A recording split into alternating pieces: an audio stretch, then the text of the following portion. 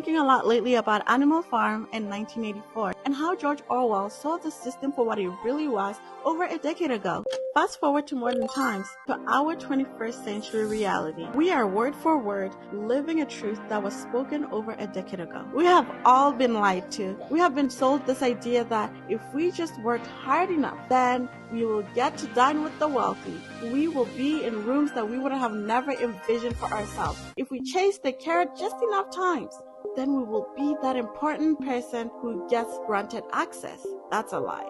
But those self-made stories of wealth leave out a very important key point, don't you think? You know that someone somewhere had a dream and laid the foundation for it all. This is true for old money, new money, and comfortable money.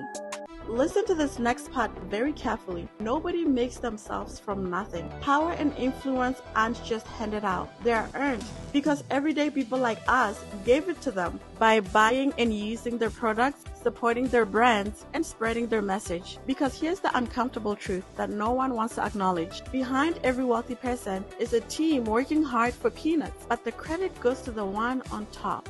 If we want real change, we have to use our gifts, our talents, our resources, our voice in order to support each other, because those things are what they use for their gain, and then they stand at the top and say, we did it ourselves.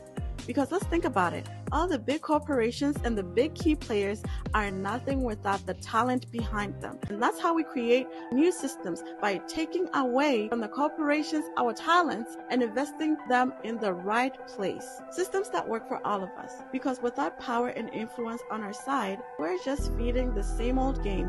So wake up. The system that we're living within is not by accident. It was designed that way, and it's up to us to change it. And I understand that that change is hard. It is baked into our identity and what we rely on in everything we do. For example, if there was a small business and a big business and they're both selling the same things, but the other one is selling more high quality things and the other one is more about like the production versus quality, we will be still more biased to going to the bigger corporation because it's a safer option, it's less risk, it's more established.